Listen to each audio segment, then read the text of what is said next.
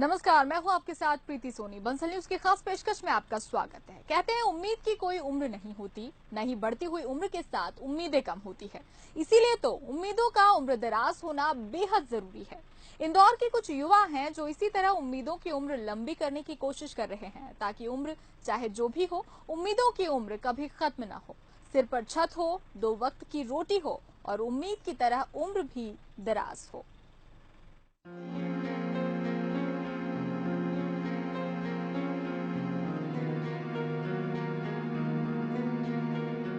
इन आंखों में उम्मीद थी कि इनके बच्चे जब इन्हें संभालने लायक हो जाएंगे तब जिंदगी कितनी खुशनुमा होगी।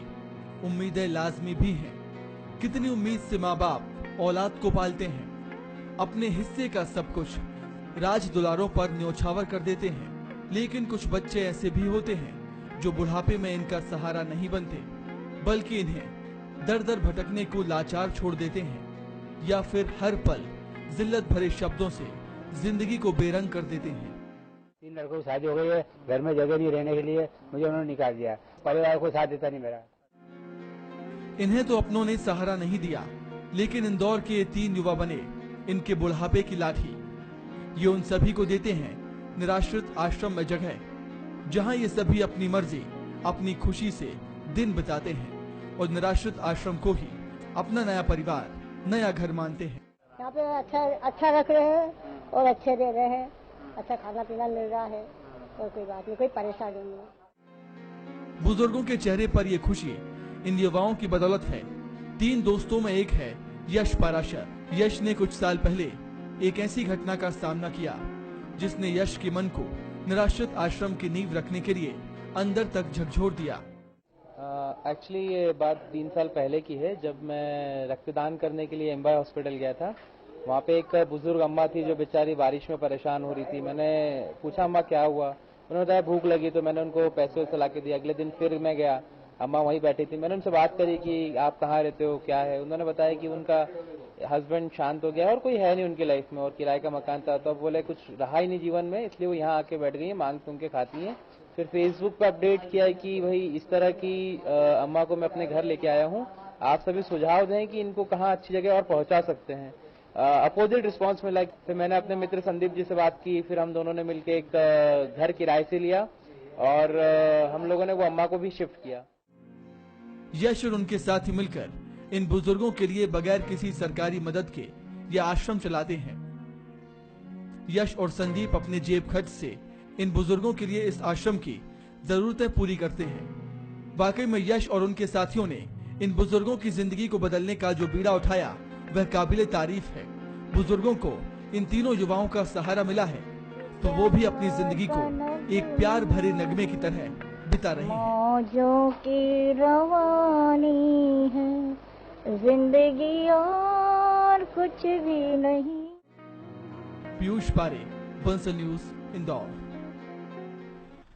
तो निराश्रित आश्रम से हमारे साथ जुड़ रहे हैं इस वक्त हमारे संवाददाता पीयूष पारे, जिनके साथ ये युवा भी मौजूद हैं जो निराश्रित आश्रम को चलाते हैं। पीयूष, आपके जरिए हम जानना चाहेंगे कि किस तरह से इन्हें प्रेरणा मिली कि इस तरह का कोई अच्छा काम करना चाहिए और किस तरह से मिलजुल के ये निराश्रित आश्रम को संचालित करते हैं।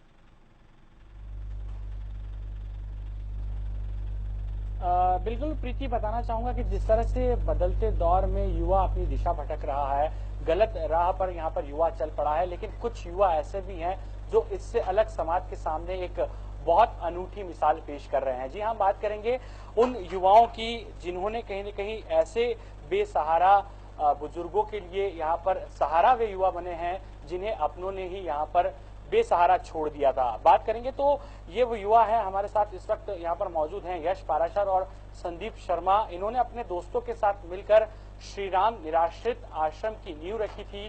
जिस तरह से हम लोगों ने इनसे चर्चा की तो उनका साफ तौर पर कहना है कि ये ऐसे बुजुर्ग जिनका कोई सहारा नहीं होता है, जो जिंदगी हार चुके हैं या फिर उन्हें अपनों ने ही बेसहारा छोड़ दिया है, उन्हें कहीं न कहीं यहाँ पर छत मिले, 2 वक्त का खाना मिले, ऐसी कोशिश उनकी है। यश से बात करेंगे। यश, कैसे इस आश्रम की शुरुआत हुई थी? 3 साल पहले एक वाकया आपके साथ में घटित हुआ था और उसके बाद में अब ये आश्रम कहीं न कहीं आगे बढ़ रहा है और कैसे यहाँ पर बेसहारा बुजुर्गों को सहारा भी मिल रहा है?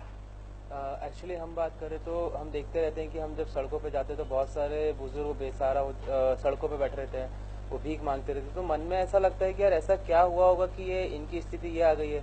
और बहुत सारे बुजुर्गों से बात करने पे ऐसा लगा कि भाई उनके बच्चे भी थे और उनको घर से निकाल दिया है। अब इस अवस्था में व्यक्ति काम भी नहीं कर पाता है और देखा जाए तो वो अपनी मानसिक स्थिति पे भी थोड़ा सा कंट्रोल नहीं कर पाता, अपनी इंद्रियों पे कंट्रोल नहीं कर पाता है। फिर बच्चे उसको मतलब उन बुजुर्गों को सड़क पे फेंक जाते हैं। तो कहीं ना कहीं मन में ये रहता है कि यार हम जिस देश की बात करते हैं, भारत देश में, जहाँ माता पिता को इतना पूजा जाता है, उसके बावजूद ये हालत है, तो फिर कैसे होगा इस चीज को। इसको देखते हुए फिर हम लोगों ने, मैंने, मेरे मित्र संदीप जी ने, हमने चर्चा करी आपस में कि यार इनका क्या किया जाए। तो फिर हमने एक अम्मा जी को, जैसे कि आपको मैंने पहले बताया था एक बार कि एम्बा अस्पताल से एक अम्मा जी बहुत पीड़ित थी और वो मुस्लिम संप्रदाय की अम्मा जी थी, जिनको मैं अपने घर लेके आया था। संदीप भैया भी हम साथ में थे, उनको ऑटो से हम अपने घर लेके आए। उनको हमने 3-4 महीने वहीं पे हमारे घर सेवाएं दी। अब एक अम्मा जी की हम मदद कर पाए थे, फिर देखा जाए तो बहुत सारे ऐसे बुजुर्ग मिले, तो फिर हम धीरे धीरे सबकी मदद करना चाह रहे थे। तो हम दोनों ने मिलकर किराए का घर लिया और धीरे धीरे हमें सूचना आती गई, जिससे हम सोशल मीडिया के माध्यम से हम लोग पोस्ट किया हमने सोशल मीडिया के माध्यम से कि भाई ऐसे बुजुर्ग हैं जिनको कहीं अच्छी जगह और रखा जा सकता है तो हमें बताएं, क्योंकि हमारे पास साधन सीमित थे और बहुत सारी बड़ी बड़ी ऑर्गेनाइजेशन है जो बहुत सारे साधनों के साथ काम कर रही है। तो मेरी इच्छा थी कि भाई वो जो बड़ी बड़ी ऑर्गेनाइजेशन है जिनको गवर्नमेंट सपोर्ट करती है, तो वो ऑर्गेनाइजेशन इन बेचारे बेसहारा जो सड़कों पर जीवन जी रहे हैं, इन बुजुर्गों को अपने साथ रखे। पर ऐसा कुछ हो नहीं पाया। फिर सबके फोन आने लगे कि भाई एक बुजुर्ग यहाँ है, एक बुजुर्ग वहाँ बैठा है, यहाँ बैठा है, वहाँ बैठा है। तो हमने देखा कि यार ऐसे तो हम लोग कुछ कर ही नहीं पाएंगे, मतलब करना बहुत कुछ आता है लेकिन सीमित साधनों के कारण हम लोग मन में वो रहता है कि यार अब क्या करेंगे। तो हमने दोनों ने मिलकर एक छोटा सा घर किराए पे लिया था सबसे पहले, जहाँ मुझे याद है कि हमने 4500 रुपये महीने का एक घर हमने एक छोटा सा गांधीनगर में किराए कर लिया था। अम्मा जी जो मुस्लिम अम्मा जी हमारे साथ थी उनको वहां पे रखा। उसके बाद एक दादा और लेके आए थे जो राजेंद्र नगर ब्रिज के नीचे से हम उनको लेके आए थे। ऐसे करके जैसे शुरुआत की तो 3 बुजुर्गों के साथ ये शुरुआत हुई थी और ये तीनों ऐसे लोग थे जिनका हमको नाम भी नहीं पता था। मतलब हम सिर्फ अम्मा और दादा बोलते थे और अम्मा जी की डेथ भी हो गई, अंतिम संस्कार भी किया, पुलिस में हमने सूचना भी दी कि भाई ऐसे ऐसे व्यक्ति थे।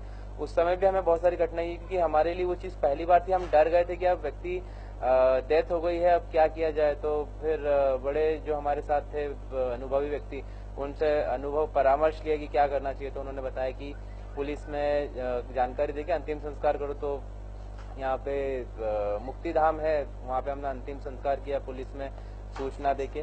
तो धीरे धीरे ऐसा लगा कि भाई ये स्टेप बाय स्टेप बढ़ता चला गया। मतलब दिल से बात करें तो मन में कभी इच्छा ही नहीं थी कि ऐसा कोई वृद्धाश्रम को हम बढ़ावा देना चाहिए, क्योंकि भारतीय संस्कृति में तो अभिशाप ही एक तरह का। तो पर ये ऐसा अनुभव रहा कि भाई इनका कोई नहीं तो क्या। और एक और मन में यहाँ पर जहन में सवाल उठता है, कैसे इन वृद्धों के लिए और बुजुर्गों के लिए व्यवस्थाएं जुटाई जाती हैं। आप गेस्ट फैकल्टी भी हैं, साथ में कुछ और काम भी करते हैं और साथ में आपके जो तमाम साथी हैं वे कैसे इनके लिए व्यवस्था यहाँ पर आश्रम में जुटाते हैं बगैर किसी सरकारी मदद के।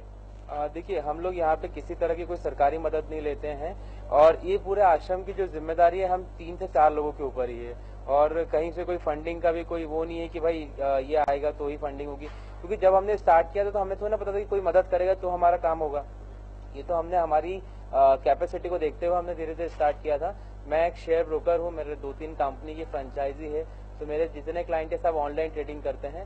तो जितना भी मैं एक्चुअली शेयर मार्केट थोड़ा सा सर्टेनिटी वाला बिजनेस है, तो मैं जितना भी अर्न करता हूँ उसका जो है 60% आश्रम में खर्च होता है, 40% मैं अपने घर पे दे देता हूँ ताकि मम्मी और उनके भी एक्सपेंसेस चलता रहे।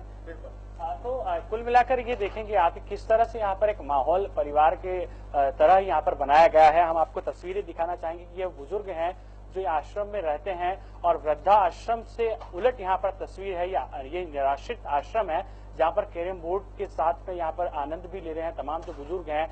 कहाँ अलग अलग जगह से आए हैं जिन्हें अपने ही बच्चों ने कहीं छोड़ दिया है। संदीप हमारे साथ में जुड़े हुए हैं और संदीप शर्मा लगातार इस मुहिम में यश का साथ उन्होंने दिया है और किस तरीके से संदीप इस मुहिम की शुरुआत हुई है और वृद्धाश्रम की कल्पना से दूर एक निराश्रित आश्रम की कैसे नींव रखी गई।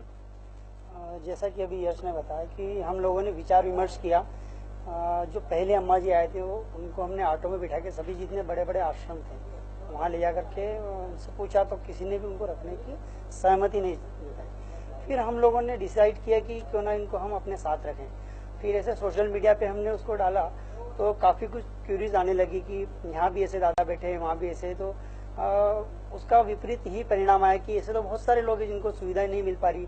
फिर हमने ऐसे एक लक्ष्य बनाया कि जितने भी व्यक्ति हैं जो इस प्रकार की समस्याओं से जूझ रहे हैं, क्यों ना उनको एक ससम्मान आसरा दिया जाए। तो इसके लिए हमने श्री राम निराश्रित आश्रम की स्थापना करी और एक छोटा सा मकान लिया किराए का और वहाँ से हमने इसकी शुरुआत करी। फिर ये जो आश्रम है 4 बिंदुओं पर काम करता है। पहला ये कि जो पूर्णतः निराश्रित है या जिनका कोई भी नहीं इस दुनिया में, उनको यहाँ आश्रय दिया जाता है ससम्मान। और अगर दिन दुखी है और कुछ परेशानी है, पीड़ित है, तो पहले उसका इलाज करा जाता है और उसके बाद में यहाँ पर पुलिस वेरिफिकेशन के साथ में यहाँ पर स्थान दिया जाता है। सेकेंड इसमें यह है कि जिनके बच्चे अपने माता पिता को तिरस्कार करके घर से निकाल देते हैं, तो ऐसे बुजुर्गों को भी हम यहाँ आश्रम में स्थान देते हैं। फिर उनकी काउंसलिंग की जाती है, बच्चों की भी माता पिता की, और कहीं न कहीं वापस पुनः समन्वय स्थापित किया जाता है। अभी 32 ऐसे बुजुर्गों को वापस परिवार में समन्वय स्थापित कर चुके हैं।